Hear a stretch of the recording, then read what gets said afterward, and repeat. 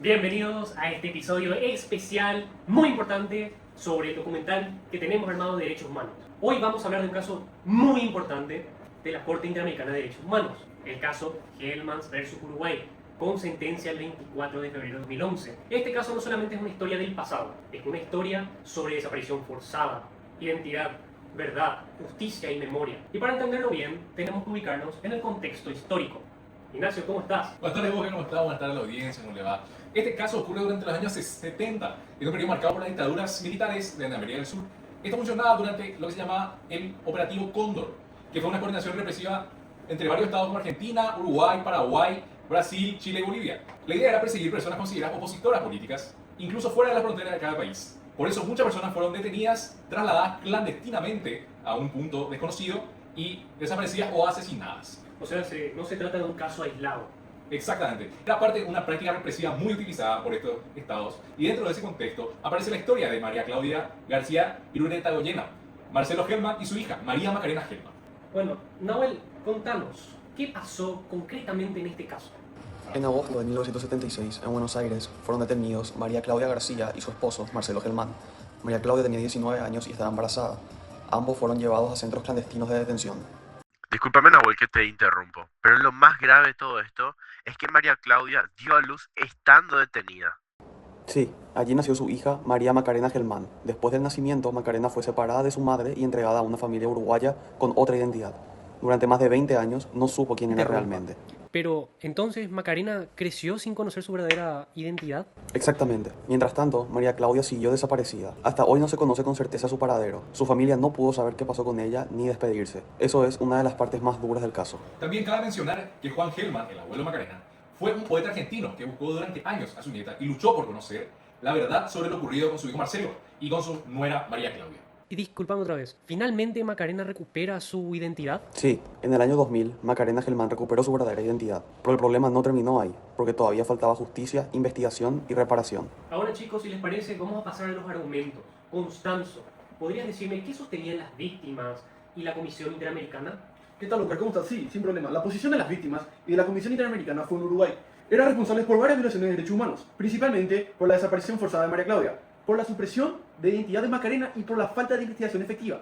También sostuvo la ley de caducidad. Había impedido investigar y sancionar a los responsables de los crímenes cometidos durante la dictadura. Sebas, comentame un poco, ¿qué sería esta ley de caducidad? Querido compañero, la verdad que estás induciendo un tema muy importante, ya que la ley de caducidad fue un elemento importantísimo en todo el eje del operativo Cóndor y fue lo que la ley en el Estado uruguayo prolongó tanto los problemas que hubo, ya que justamente la ley de caducidad fue una norma uruguaya que en la práctica limitó la capacidad de poder investigar en los delitos militares y de políticas durante la dictadura. Básicamente fue un elemento que ellos tuvieron para prolongar todos los hechos punibles y de esta manera poder salvarse de muchos de ellos. Justamente, desde la posición del Estado uruguayo hubo un reconocimiento parcial de la responsabilidad internacional, pero también se alegaban cuestiones internas relacionadas con la transición democrática y con decisiones adoptadas dentro del propio ordenamiento jurídico uruguayo. Entonces, el gran debate era si una ley interna podía frenar la investigación de violaciones graves de derechos humanos. Exactamente, Oscar. Y ahí es donde entra el razonamiento central de la Corte Interamericana. Para la Corte, un Estado no puede ser una ley interna, una amnistía o una norma similar para impedir la investigación de desapariciones forzadas, torturas, apropiación de menores o crímenes de lesa humanidad. Constanzo, ¿qué derechos de la Corte fueron violados? La Corte Internacional de Derechos Humanos declaró que Uruguay violó varios derechos protegidos por la Convención Americana sobre Derechos Humanos.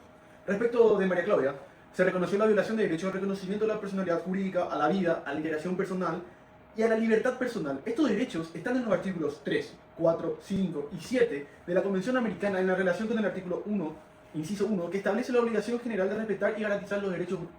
O sea, la desaparición forzada afecta a varios derechos al mismo tiempo. Sí, querido Nacho. La desaparición forzada es una violación múltiple y continuada. No afecta solo a la libertad de la persona, sino también a su vida, su integridad, su reconocimiento como persona ante la ley y el derecho de sus familias a conocer la verdad. ¿Y en el caso de Macarena? Y en el caso de Macarena Hellman, la Corte entendió que la supresión, la sustitución de identidad, también constituyó una violación gravísima. Se afectaron sus derechos a la personalidad jurídica, integridad personal, libertad personal, familia, nombre, derechos de niños y nacionalidad. Por eso se vinculan los artículos 3, 5, 7, 17, 18, 19 y 20 de la Convención Americana. Además, la Corte declaró la violación de las garantías judiciales y la protección judicial previstas en los artículos 8, inciso 1 y artículo 25, inciso 1, porque durante años no hubo una investigación efectiva. También se declaró el incumplimiento del artículo 2, porque Uruguay no adecuó correctamente su derecho interno para evitar que la ley de caducidad siguiera bloqueando la justicia. Entonces, la pregunta clave sería, ¿puede la voluntad política de una ley nacional estar por encima de los derechos humanos? Querido Oscar, la respuesta de la Corte fue clara. No para la Corte Internacional de Derechos Humanos, la ley de amnistía o normas parecidas son incompatibles con la Convención Americana cuando impiden investigar, juzgar y sancionar graves violaciones a los derechos humanos. Tienes toda la razón, querido compañero. Esto fue fuerte en este caso, porque la ley de caducidad tenía un respaldo interno en Uruguay, incluso mediante consultas populares, pero la Corte dijo que ni siquiera la mayoría puede dejar sin efecto los derechos de la víctima ni la obligación internacional del Estado de investigar crímenes. Esto quiere decir que no, efectivamente, lo que más importa en la historia es la vida del humano. También es importante el derecho a la verdad. Es una desaparición forzada. El daño no termina mientras no se sepa qué pasó con la persona desaparecida. La familia queda en una incertidumbre permanente. Claro, en el caso de María Claudia, no se trataba de un hecho cerrado del pasado. Mientras no se conozca su destino o se encuentren sus restos, la violación sigue teniendo efectos actuales. Entonces, la Corte no solo miró el hecho histórico, sino que también sus consecuencias. Exactamente, querido Oscar. La Corte entendió que la impunidad mantiene viva la violación de derechos humanos porque impide la verdad, la justicia y la reparación. Pasemos ahora a la sentencia. ¿Qué ordenó la Corte Interamericana? La Corte condenó internacionalmente al Estado uruguayo y ordenó varias medidas de reparación, entre ellas investigar los hechos de manera efectiva, determinar responsabilidades penales y administrativas y sancionar a los responsables. También ordenó continuar y acelerar la búsqueda de María Claudia García o de sus restos y entregarla a su familia si es que eran encontrados. Tienes toda la razón, querido compañero Nahuel, pero me gustaría decir algo más. Otra medida muy importante fue garantizar la ley de caducidad no volverá a ser un obstáculo para investigar graves violaciones de los derechos humanos. Además, Uruguay debía realizar un acto público de reconocimiento de la responsabilidad, colocar una placa en el edificio del CID, publicar la sentencia, pagar indemnizaciones y adoptar medidas para garantizar el acceso a esta información de las violaciones cometidas durante la dictadura. Pero, ¿y todo eso se cumplió? Algunas reparaciones sí fueron cumplidas, como el acto público, la colocación de la placa, las publicaciones y los pagos. Sin embargo, otras medidas siguieron bajo supervisión, especialmente las relaciones con la investigación completa, la búsqueda de María Claudia y las garantías de no repetición. Bueno, ¿por qué este caso sigue siendo importante a día de hoy? Porque muestra que los crímenes de lesa humanidad no pueden quedar impunes, aunque haya pasado mucho tiempo. El paso de los años no borra la obligación de investigar. También es importante porque fortaleció el llamado control de convencionalidad. Eso significa que los jueces y autoridades internas deben aplicar las normas nacionales de manera compatible con la Convención Americana y con la jurisprudencia de la Corte Internacional de Derechos Humanos.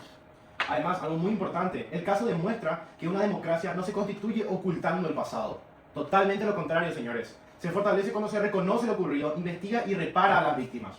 Y desde el lado humano, el caso muestra que recuperar la identidad no es solo corregir un nombre en un documento, es recuperar una historia, una familia, un origen y una verdad que fueron arrebatados. Y por eso, gente, querida audiencia, el caso Gelman versus Uruguay no es solamente un caso jurídico, algo aislado, sino que también es un caso sobre memoria, dignidad y justicia.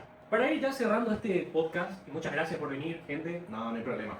A la orden siempre. Este caso nos deja una gran enseñanza, muy clara. Los derechos humanos no pueden depender de la conveniencia política ni el paso del tiempo. La memoria no busca venganza, busca verdad, justicia y garantías de no repetición. Algo muy importante que hay que saber y que mencionamos en este breve podcast. El Estado democrático se fortalece cuando reconoce sus errores, cuando realmente busca crecer, investiga los crímenes del pasado y se responsabiliza de ellos. La Corte Internacional de Derechos Humanos dejó un mensaje muy firme. No hay democracia verdadera si la impunidad se impone sobre la dignidad humana. Y tampoco hay justicia completa si las víctimas y las familias siguen sin conocer esta verdad. Porque sin verdad no hay justicia. Y sin justicia no hay verdad en el mundo. Un aplauso, señores. Muchas gracias, querido, por la invitación. Muchas gracias. Muchas gracias.